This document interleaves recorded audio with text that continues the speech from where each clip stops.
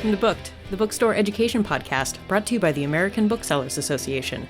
This episode is part of our Free Expression Friday series, an interview series from ABA's American Booksellers for Free Expression, celebrating the amazing work of booksellers, organizers, and book people in general, fighting for the right to read. Ariel Hakim, founder of the Banned Books Box, thank you so much for joining me. Thank you for having me. Can you tell me a little bit about the Banned Books Box and how it came about? Yeah. Well, Banned Books Box is a monthly subscription book box with subscribers receiving one or two banned books and then some cute things that readers like along with that, or not. So there's a few different options and ways that you can get the book box, but it is a monthly subscription. And I started it as a way to, as a mom who had recently become a stay-at-home mom, a way to do something from home, but a way to really do something from home that I was concerned about. You were a librarian, right? So can you tell me a little bit about how that informed this work? Right. So I wouldn't technically call myself a librarian because I don't have the Master's of Library Information Science, but I did work at a public library. I worked in circulation and then I worked at the reference desk. And during that time, I started learning, and this was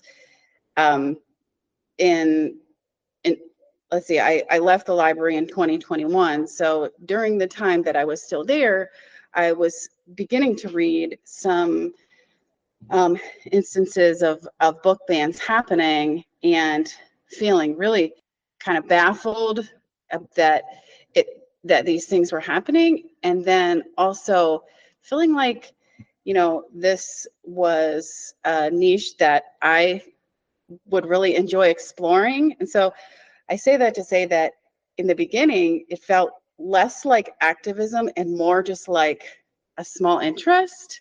And then it's become something so much bigger.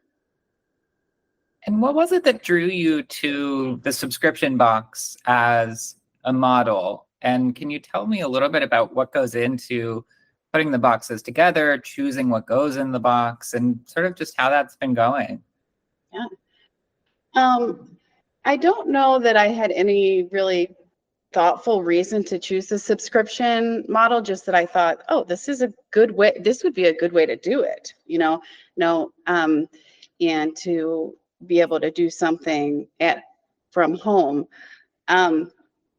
Choosing the books and choosing what goes in the box has just become, it's just so enjoyable. I mean, I read as much as I can, and my reading log, which I finally got onto a spreadsheet, my reading log of banned books is at 191 banned books that I've read.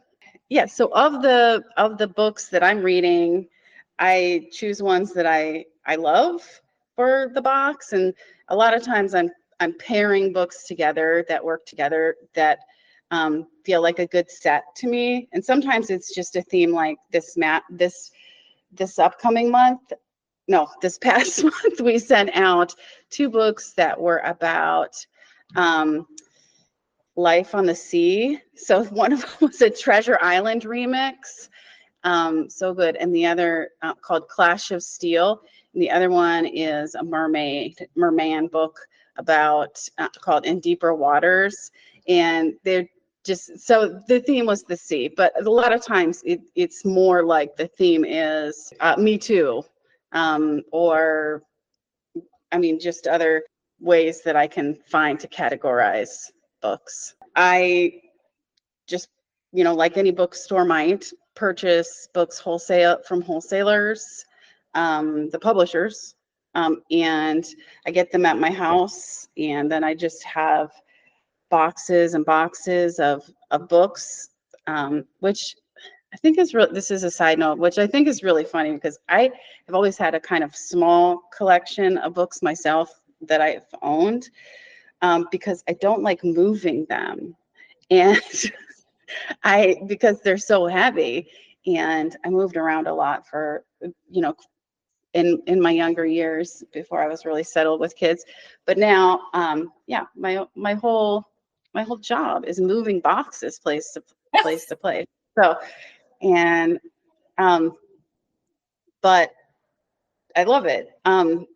I'm getting to connect a lot of times with authors as part of the box. So try to, a lot of times if it's just asking for, some thoughts that I can share with subscribers about, their book being banned or book bans in general, or, signed book plates, signed books sometimes. Those are really cool. And exciting. We've had a couple of authors, talk to, do like talks to subscribers.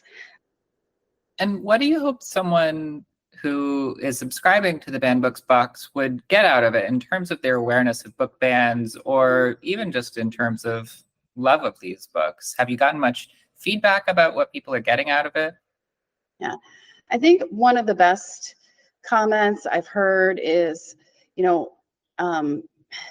the kind of comments where someone says that, I just appreciate being able to see into someone else's heart and someone else's experience. And that's my whole feeling and reason, in some ways, whether we're talking about fiction or nonfiction,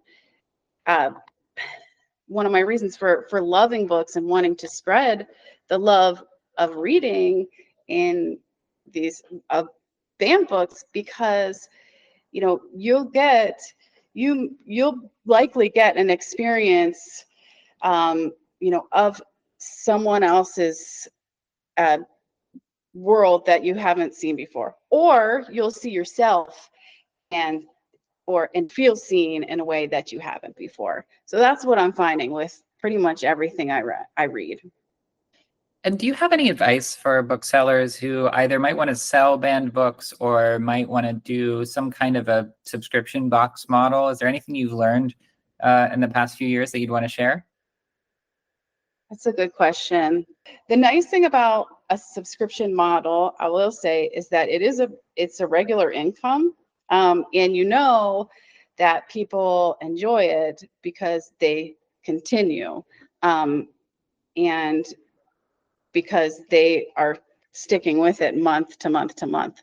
And so it is, a way that's sort of passive for a customer to get the books that they're interested in, and for the bookseller to have a regular income stream. So now I think it's kind of cool. And finally, Ariel, my favorite question, the one I've been waiting the whole interview to ask: do you have any recent banned books that you've read that you would especially recommend? Yeah. Recent.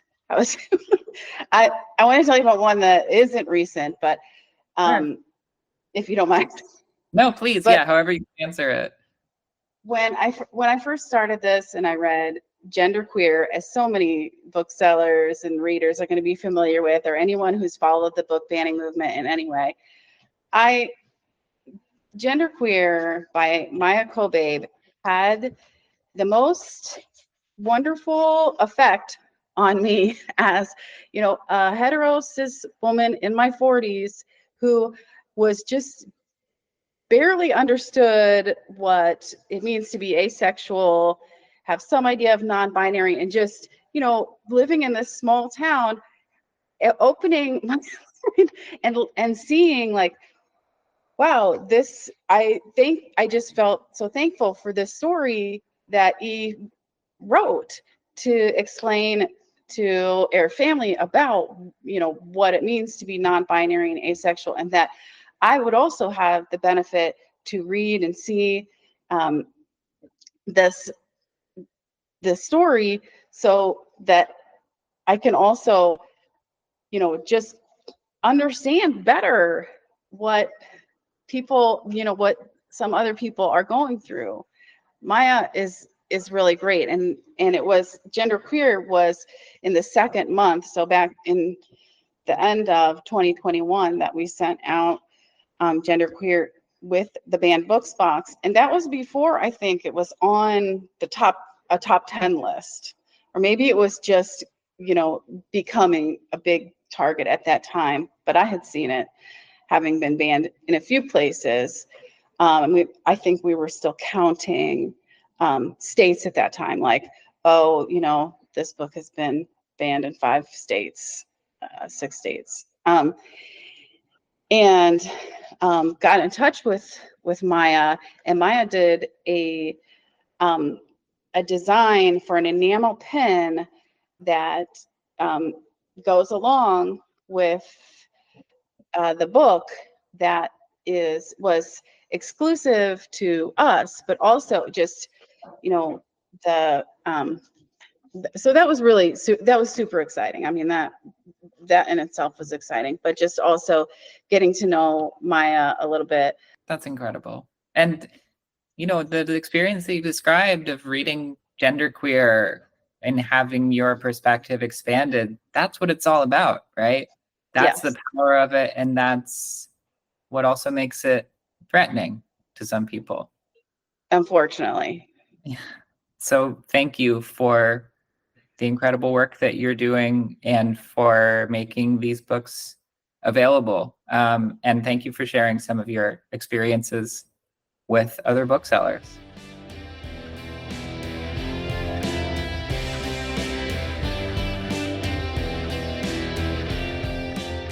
Thank you for listening to Booked, the bookstore education podcast brought to you by the American Booksellers Association.